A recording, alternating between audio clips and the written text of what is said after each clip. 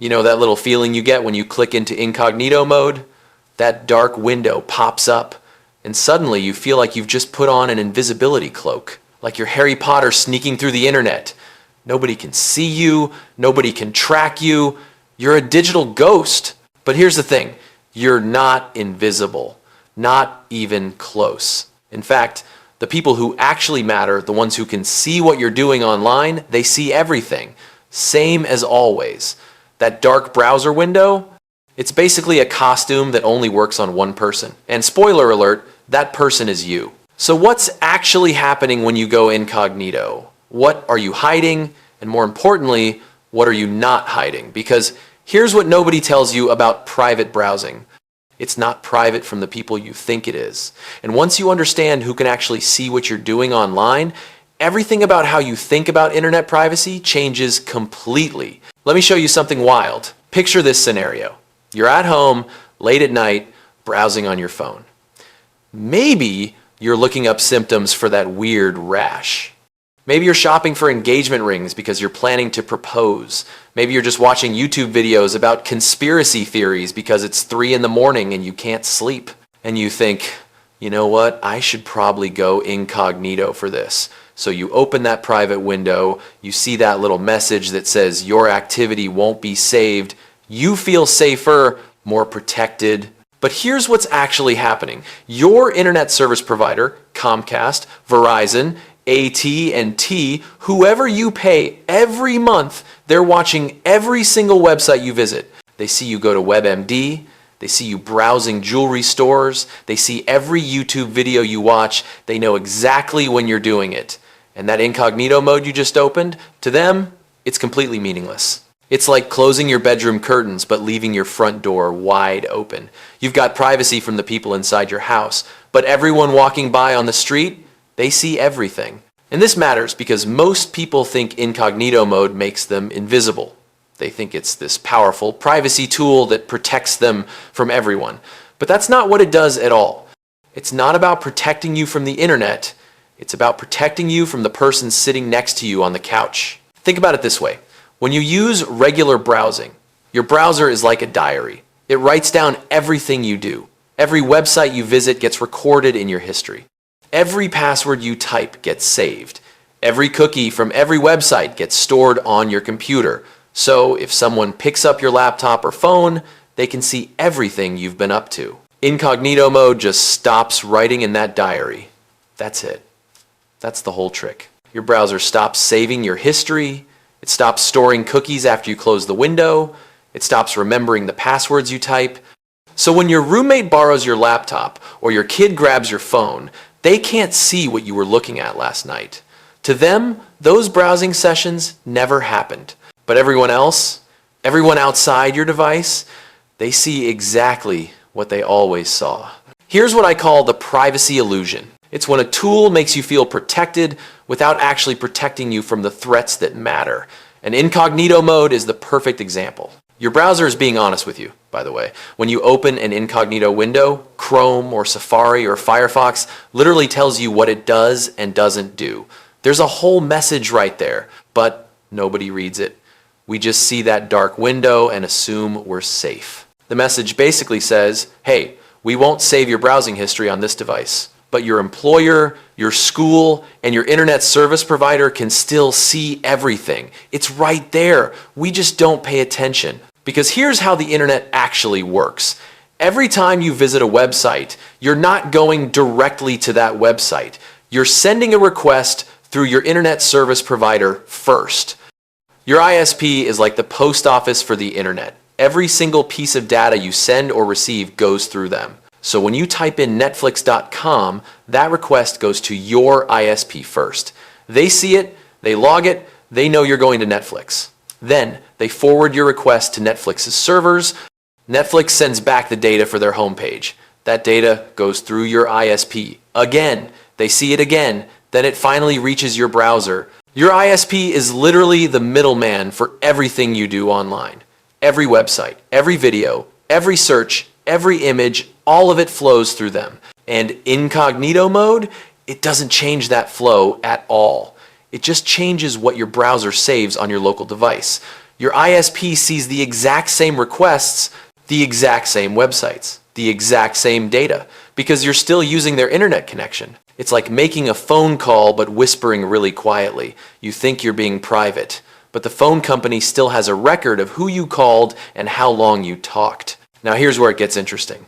A lot of people use incognito mode at work or school, thinking it hides their browsing from the IT department. They're on the company Wi-Fi, supposed to be working on that presentation, but they're actually shopping on Amazon or scrolling through Twitter. So they open incognito mode, assuming the network admin can't see what they're doing. Wrong, so wrong. When you're on a work or school network, you're basically using their internet connection. They control the Wi-Fi router, they control the network, and that means they can see every website you visit regardless of what browser mode you're using. In fact, most companies and schools actively monitor their network traffic. They have software that logs every website employees or students visit. Some even block certain websites entirely. And none of that has anything to do with your browser. It's all happening at the network level. So when you're at your desk on company Wi-Fi, shopping for concert tickets in incognito mode, your IT department sees employee browse ticketmaster.com for 20 minutes during work hours. They don't care that you used a private window. They're not checking your browser history. They're checking the network logs. The only thing incognito mode protects you from at work is your coworker who borrows your laptop seeing your browser history. But your boss, if they want to know what you were browsing, they can pull up the network logs and see everything. This connects to something even deeper. There's this pattern I've noticed where people confuse local privacy with network privacy. They think that if they clear their tracks on their device, they've cleared their tracks everywhere. But the internet doesn't work like that. Your device is just the end point. The real action happens in between. When data travels from your computer to a website, it goes through multiple checkpoints. Your router, your ISP, sometimes other networks in between. All of those checkpoints can see where you're going and what you're accessing. Deleting your browser history is like shredding a receipt after you've already used your credit card. The receipt is gone, sure, but the bank still has a record of your purchase. They know what you bought and when you bought it. Same thing with incognito mode. Your local history is gone, but everyone who helped deliver that data still has their own records. And if you think that's wild, check this out. Even when you're using incognito mode, websites can still identify you. Not by name necessarily, but they can fingerprint your device. Here's how that works. Every time you visit a website, your browser sends a bunch of information about itself. What kind of device you're using, what screen resolution you have, what browser version you're running, what fonts are installed, what time zone you're in, what language settings you use. Individually, none of that seems identifying. But when you combine all those details together, they create a unique fingerprint. It's like how your actual fingerprint is made up of tiny ridges and patterns. Alone, one ridge means nothing, but combined, they're uniquely yours. So even without cookies, a website can recognize you based on your device fingerprint. They see, okay, this is someone using an iPhone 13 in Pacific time zone with these specific settings. And if that combination is unique enough, they know it's you coming back. Even in incognito mode. Your browser isn't storing cookies, but the website doesn't need cookies to track you anymore. They're using device fingerprinting instead, and incognito mode does absolutely nothing to stop that. This matters because cookies were the old way of tracking people online. Websites would drop a cookie on your computer, and that cookie would identify you when you came back. That's why incognito mode not saving cookies seem like such good privacy protection. But modern tracking doesn't rely on cookies anymore. It's way more sophisticated.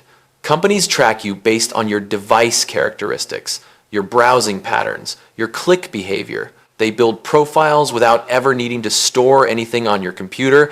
It's like if stores stopped giving out membership cards but could still recognize you by the way you walk and what you usually buy.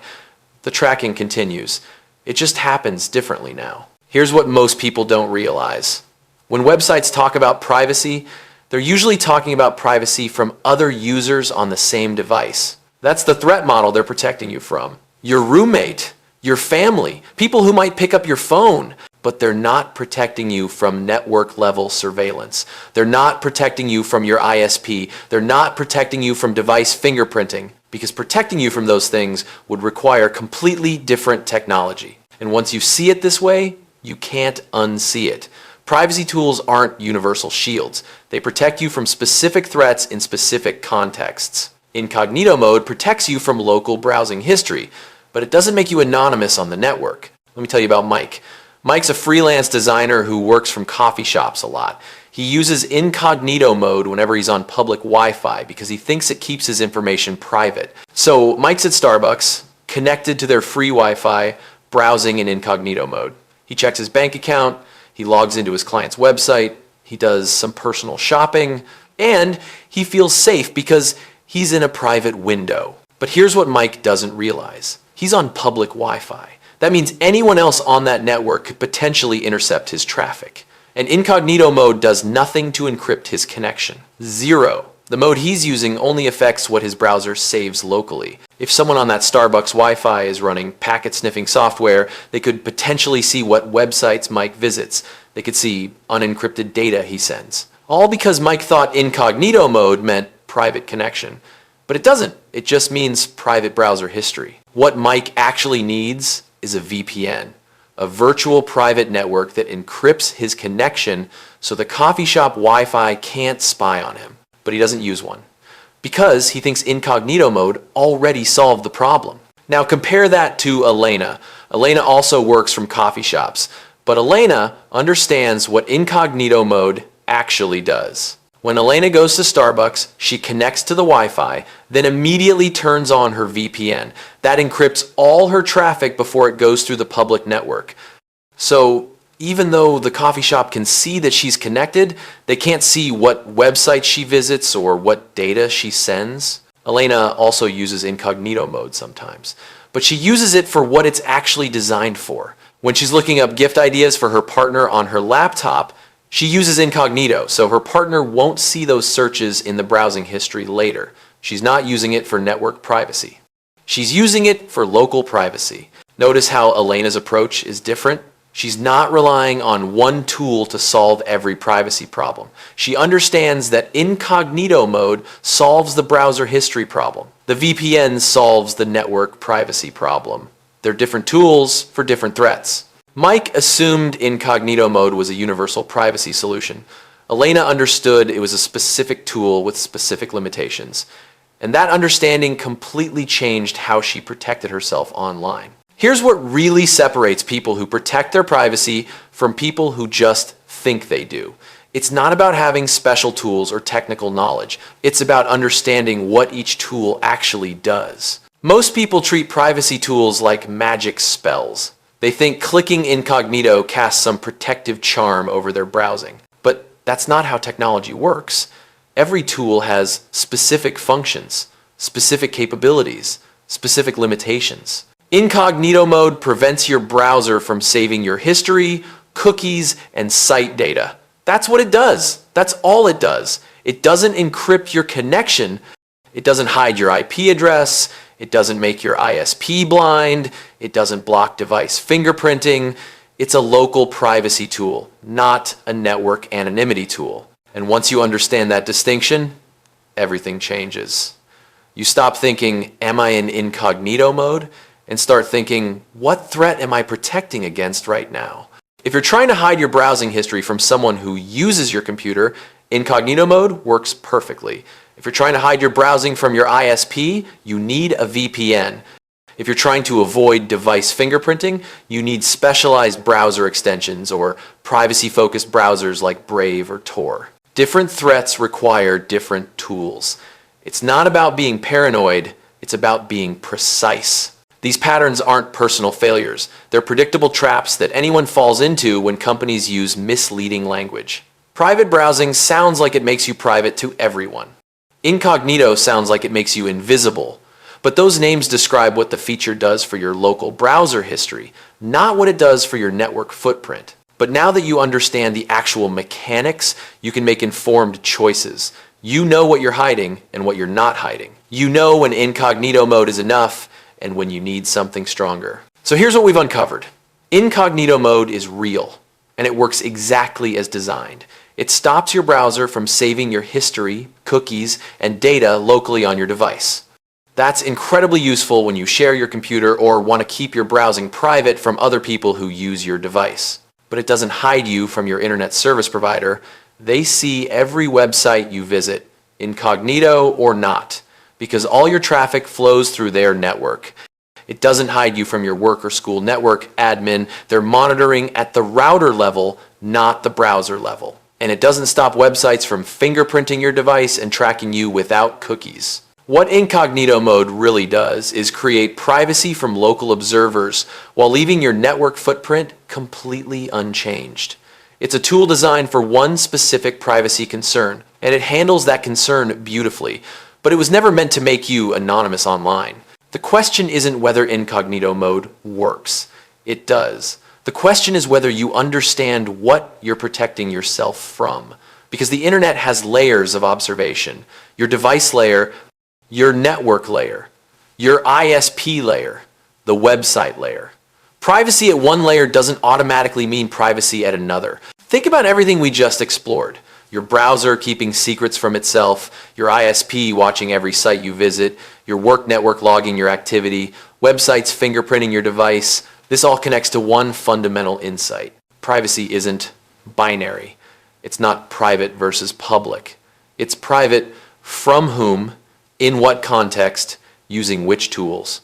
When you understand that, you stop looking for magic solutions and start asking better questions. Not, am I safe, but what am I protecting and from whom? Not, is this private, but private from which observers? So next time you open that dark incognito window, you'll know exactly what you're getting. Protection from local browsing history, not invisibility, not anonymity. Just a browser that forgets what you did after you close the window? And honestly, sometimes that's all you need. But at least now you know it's not all you're getting.